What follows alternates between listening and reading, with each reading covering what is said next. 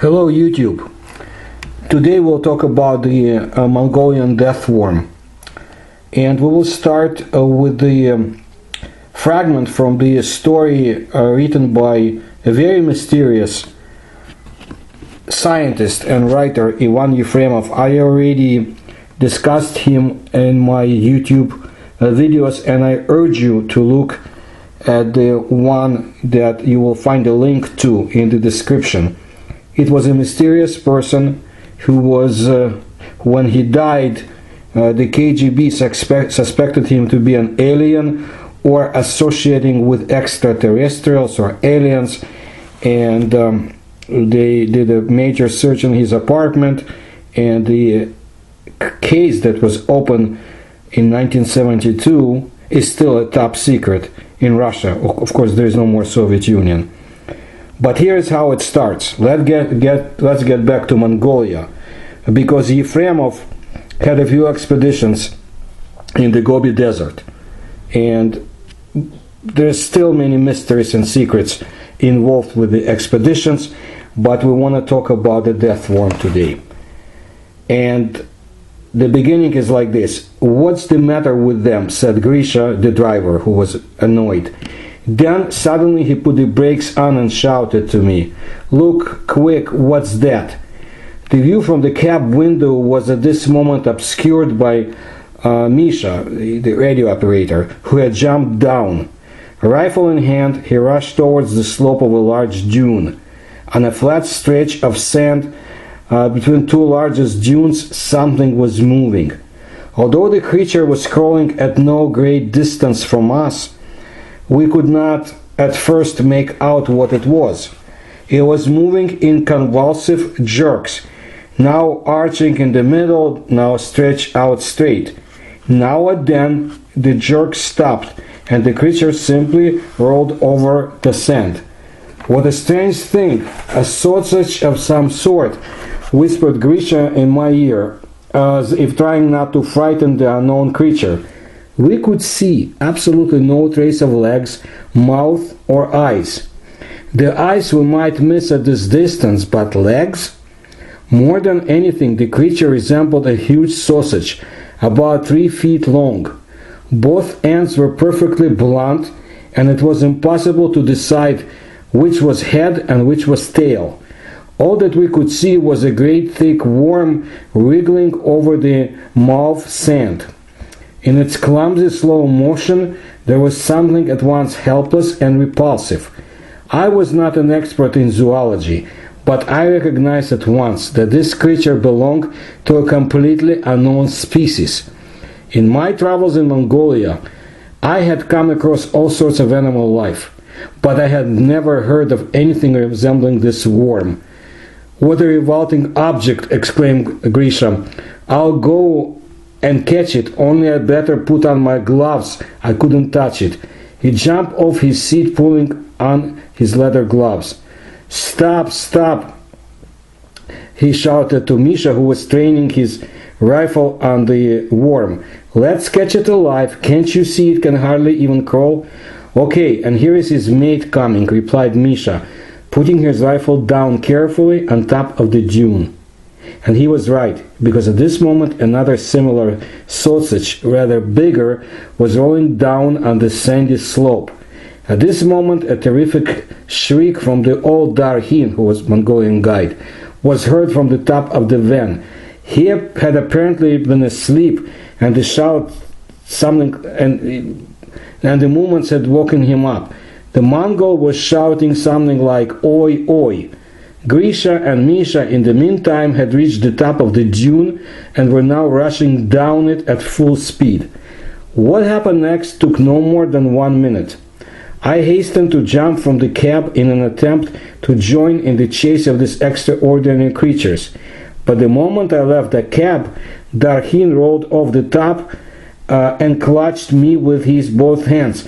His face, usually calm, was distorted with fear. "Call them back. There is death there," he blurted out, panting. Then suddenly in a high falsetto shout, "Oi, oi, oi." More astonished than frightened by the old man's behavior, I shouted to both boys to come back, but they continued to run towards the unknown creatures, without hearing me or perhaps not wishing to hear. I took a step towards them, but Darhin pulled me back. I tried to free myself from his clutching hands so as to watch these animals. My assistants were near them now, Misha in front and Grisha slightly behind. Suddenly both worms turned themselves into rings. Simultaneously their color changed and darkened. From the yellowish gray they became bluish mauve and bright blue at each end. Without a word, Misha fell forward on his face and lay still. I heard Grisha shout as he reached his friend, who was lying at a distance of about 12 feet from the worms. The next instant, Grisha too heeled over and fell on his side. His body turned over and rolled down the dune out of our sight. I freed myself from the guide and ran as fast as I could, but Darhin, with youthful vigor, grabbed my legs and we both rolled over in the soft sand. I struggled with the Mongol, who clung to me like a madman until, completely losing my temper, I pulled out my gun and pointed it at him. Only when the safety catch clicked off did he let me go. On his knees, the old man stretched out his hands towards me. Hoarse screams were pouring out from his mouth. Death, death. The two men died, and the author added later that the only explanation of this tragedy which I ever succeeded in extracting from Darhin and other experts on Mongolia was that, according to very ancient beliefs of the Mongols, there exists among the most lifeless and remote places of the desert an animal called Allergorhoi Horhoi. This name, uttered in Darhin's horrid screams, sounded to me like oi oi. This worm has never been examined by explorers, partly because it lives in waterless sands and partly because of the extreme terror it inspires in the Mongols. And this terror is quite justified. The creature kills at a distance and inflicts instantaneous death. What kind of force Allergorhoi Horhoi possesses, I cannot explain. It may be some exceptionally powerful electrical discharge or some poison given off by the creature.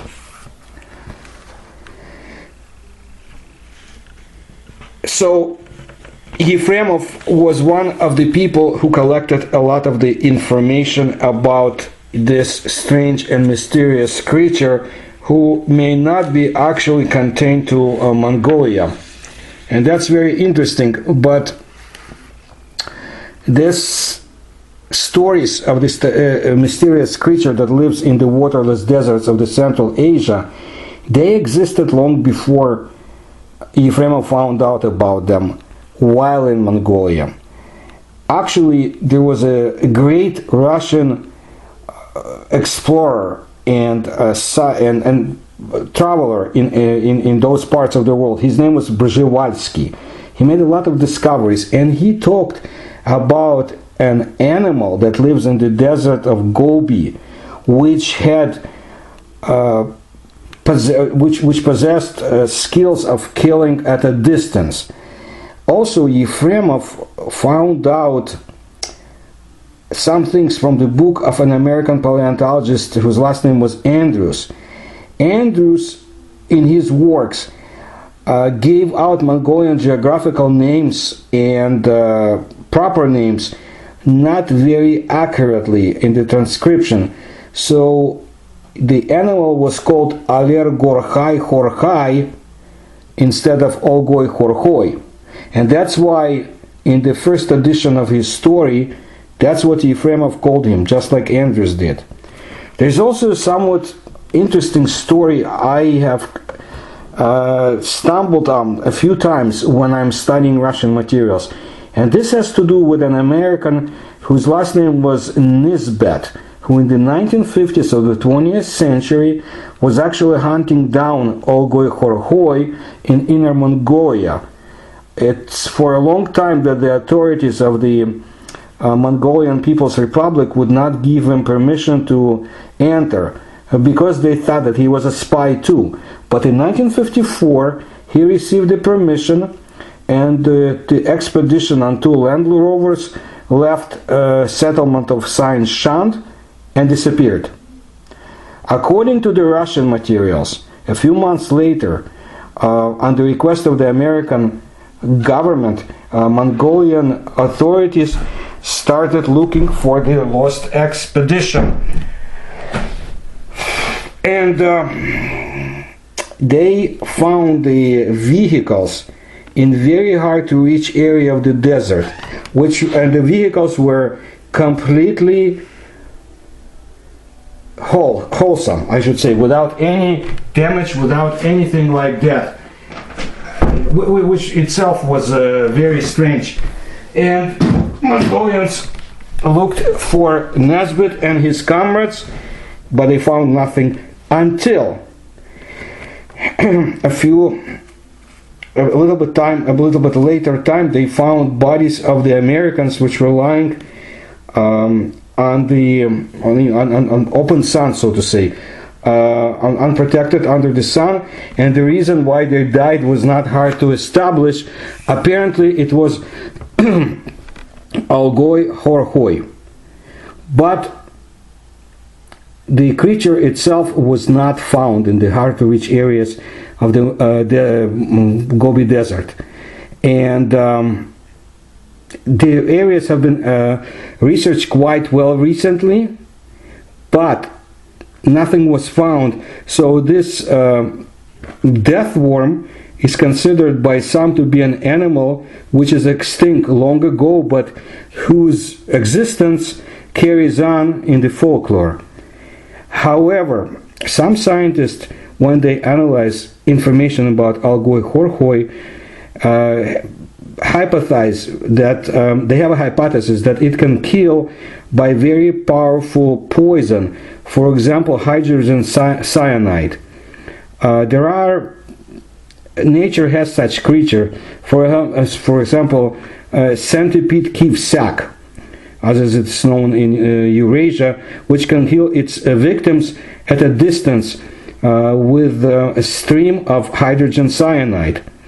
But there are even more exotic hypotheses. For example, Algoi Horhoi kills using the small ball lightnings which are formed during the powerful electrical discharge.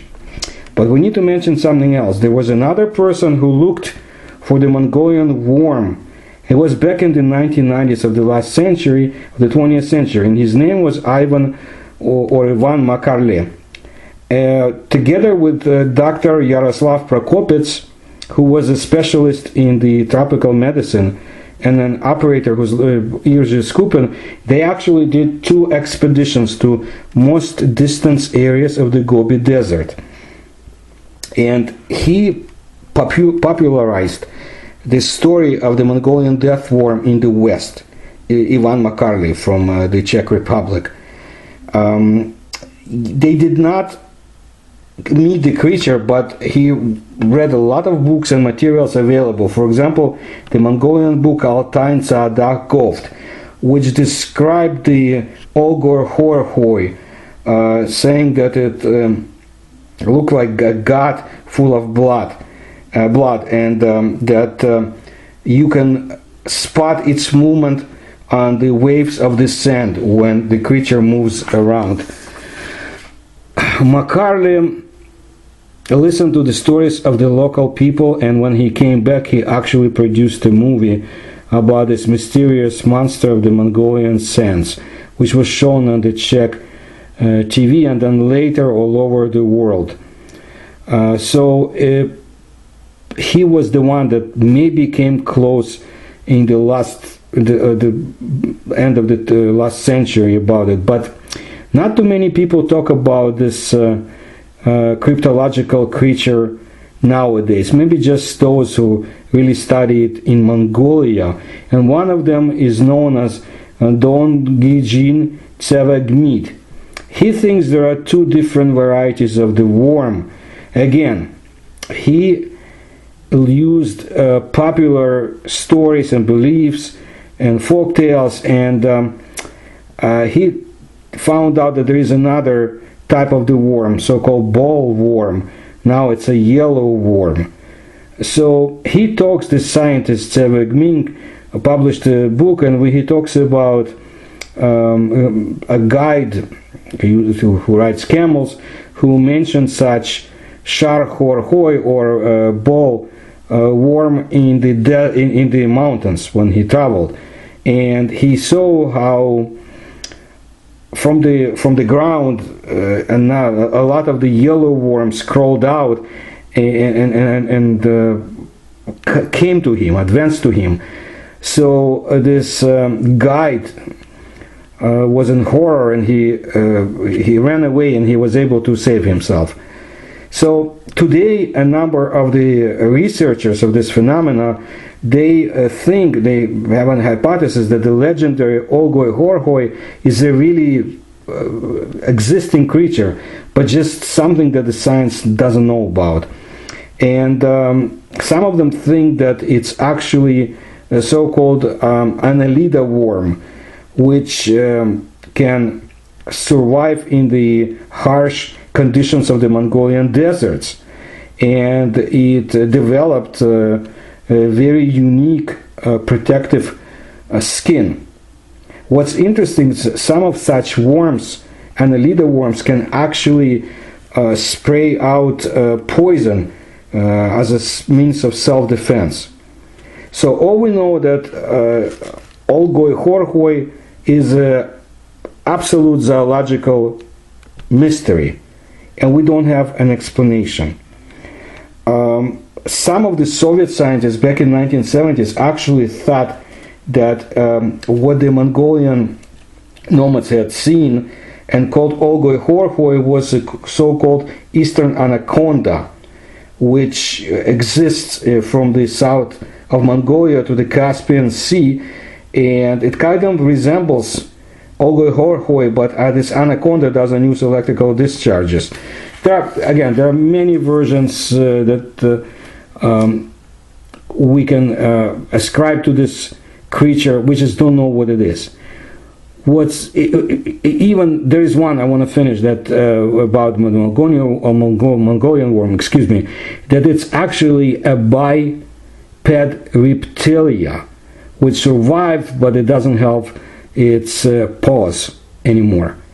But now we have to leave Mongolia and travel on to another part of Eurasia, and it's Ukraine, because in the summer of 1988, in the local newspapers, there was a very interesting there were very interesting stories about events in the city of Lugansk. In the May of that year, there were some excavation works in the area, and one of the workers suffered a lot. He was taken to the hospital, and he was burned, and his burn was in the shape, serpentine shape, or like a snake on the left arm. So when he came to himself, he said that he felt like he was electrocuted, almost electrocuted, but there were no cables, electrical cables in the area. And 2 months later, there was a boy who perished in the area, and the cause of death was from the electrical current from unknown source. There were a few more cases in 89 and 1990, and all of these cases had to do with earthworks, excavation works, or by being close to so-called freshly dug out soil, which was brought from another place. One of the people who suffered wounds said that before he fainted, he heard a very strange sound, which reminded him of the crying of a baby, of a child. And in the winter, not far from the area where they were laying so-called heat conveying pipeline scheme, in an area of Lugansk, they captured a very strange creature, which emitted same sounds, very similar sounds, when they got their hands on it, whoever was in the area. But lucky for the people who were digging out the ground in the area, they had thick mittens or gloves, and they didn't suffer. The one person actually was able to grab the strange creature and look at it, put it in the plastic bag, and took it to show it to the neighbor, and then they took it to a biological laboratory. So now this creature, unknown to the science, was in a special metal cage or box in the laboratory behind very armored glass. It looked like violet colored worm. It was about half a meter inside, and the head of the laboratory, who was a scientist, biological scientist, and his last name was Kulikov, he claimed that this was an unknown mutant, but it had very distinctive. It looked very distinctly like this mysterious Olgoi Horhoi. I am getting these stories from the former Soviet Union, and I always want to find confirmation. Sometimes I can't. So I will tell you another one I heard. It has to do with Chernobyl. But until I find complete confirmation, so to say, if I can, I don't know if the story is true. But it's very detailed. It happened in a small village not far from the Chernobyl nuclear power station, and it had to do with very unusual things that took place in the area. People would find out boots that were torn to pieces, or they would find out, for example, laundry that was left to dry outside. It was cut in small fragments, pieces. Sometimes in the morning, housewives would find strange blood-emitting wounds on body of pets. Also, in the area of where vegetables grow, in those areas, they found strange traces. It was not even traces, but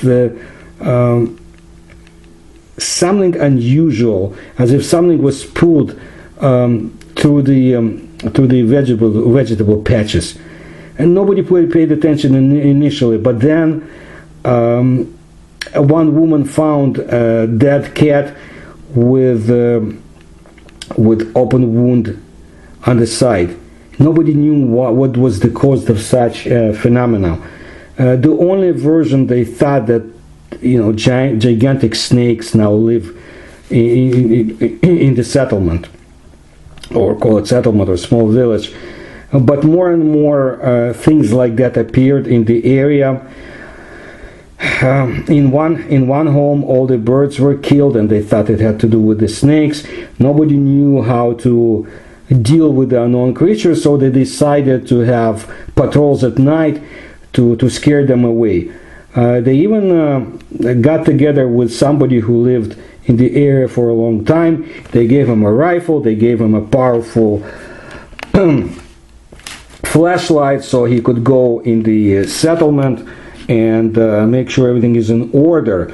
And one night, a local resident, Yelena Fedorovna, went to sleep as usual about 11 o'clock, but she woke up from horrible shrieks and shots heard outside. So she got up from the bed, quietly went to the window, could not see anything because it was too dark.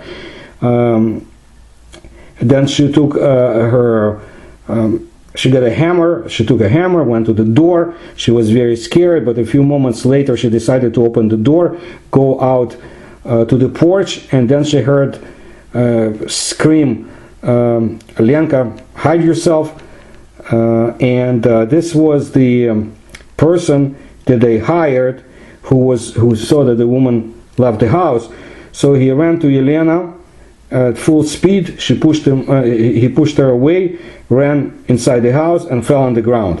So she closed the door, and ran to him, And this person was now in a very strange state of mind. He was shaking, his teeth were making strange sounds, and his eyes had sheer terror in them. And his right hand, you could see blood coming down. He came to himself after Elena gave him vodka and put some bandage on his arm.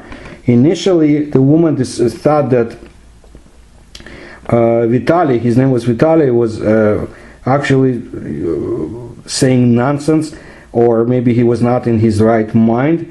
However, because he was stuttering and speaking about some white worms with red eyes, about a meter long, and he was looking around scared, and his arms were shaking. Never in my life I saw such creatures. Excuse me, Elena, I'm going to have to spend the night here. I'm not going to go outside, said Vitaly. So she let him sleep in the kitchen, and in the morning he told her stories that really brought terror to her. It all began when Vitaly heard some strange rustling noise in the bushes, so he came close. He pushed the branches away, and he put his flashlight to see what was going on. He saw some strange white creatures moving about, and they immediately turned towards the source of the light and stopped. He felt that he could not move from the terror that he experienced, because he has not seen anything more disgusting. This was like a ball of intertwined white giant worms which were covered with slime. The eyes of these disgusting creatures actually were shining at the night, and they emitted red light. Their reaction was much quicker than human reaction. Vitaly did not even have a chance to come to his senses when one of the worms, like a spring, shot to his, flew into his direction and bit him in the arm.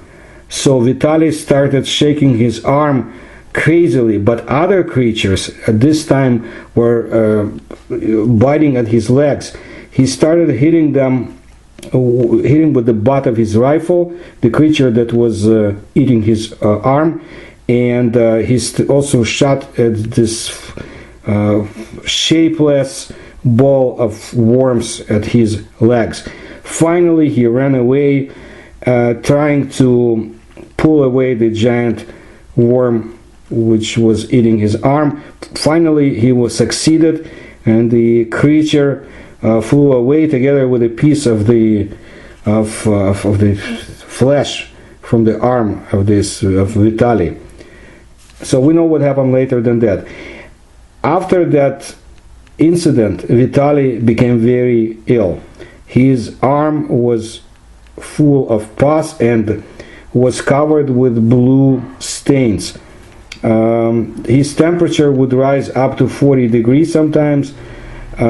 He was saying strange things at night. When he was sleeping, he was not in his mind. Finally, his arm, the veins started exploding. But it's not only the blood that came out, but some strange brown liquid. So the scientists became interested, and initially specialists or experts would not, they thought about this information as some nonsense that somebody was spreading around. That's normal, because they received information from different parts of the planet about creatures, strange creatures here and there, which wasn't true. At this point, according to the materials I have, there is only one hypothesis as to what happened, and it is that this village not far from Chernobyl, normal worms migrated during the Chernobyl explosion. They were right in the area, and due to the radiation, certain mutations took place in their organism. However, why would the worms appear now after so many years after the explosion? Maybe it had to do with the climate change. Nobody knows. This is one of the excuses that people have nowadays. But there could have been some temperature changes that actually forced the worms or something else to come out from the ground, from under the ground. What's interesting is that such worms appear only at night. Maybe they're afraid of the light. That's according to other researchers. Something they have some level of intelligence and understand that worms can be easily detected during the light of day and as a result be destroyed. So such monsters never appear just by themselves. They attack in packs, if that's what you call them, or maybe call them schools, I don't know. Interesting that's how they attacked Vitali in that village. If I find out more, I will tell you. It's very easy to blame Chernobyl for such incidents, but if the worms do exist, we need to pay attention. And in the future, I will tell you more about Chernobyl and, of course, other interesting reports from that area. Definitely about Ivan Yefremov. You can find out, like I said, the link to my video about him in the description. And also, if you can help my research, there is a link to the Patreon page. And I really appreciate your support. And stay tuned for more reports from Eurasia. Thank you.